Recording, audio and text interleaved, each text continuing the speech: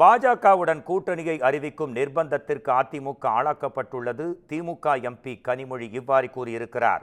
சென்னை அண்ணா அறிவாலயத்தில் செய்தியாளர்களை சந்தித்த அவர், அண்ணா மற்றும் ஜெயலலிதாவை தரக்குறைவாக பேசியவரோடு இபிஎஸ் கூட்டணி அமைத்திருப்பதாக விமர்சனம் செய்திருக்கிறார். அதை இப்போது பார்க்கலாம்.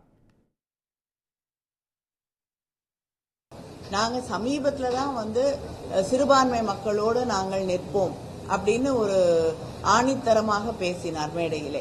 ஆனால் இன்று அதே மேடையிலே யார் அந்த மசோதாவை நிறைவேற்றினார்களோ அவரோடையே அந்த மேடையிலே அவர் அமர்ந்து கொண்டிருக்கிறார். அதைவிட மோசமாக தன்னுடைய கட்சியின் தலைவர்கள் பேரறிஞர் அண்ணா, அடுத்து அம்மையார் ஜெயலலிதா அவர்களையெல்லாம் விமர்சித்து தரக்குறைவாக பேசிய ஒரு தலைவரோடு இன்று மேடையிலே அமர்ந்து கொண்டு கூட்டணியை யாரோ ஒருவர் அறிவிக்க இவர் அமைதியாக அதை கேட்டுக்கொண்டிருக்கக்கூடிய நிலை. யாருடைய தலைமையில கூட்டணி அமையுதோ அவங்க தான் அந்த கூட்டணியை பற்றி அறிவிப்பார்கள், பேசுவார்கள். இன்னைக்கு பேசக்கூடிய உரிமை கூட அவருக்கு இல்லாத ஒரு நிலையிலே கூட்டணி அறிவிக்கப்படுகிறது.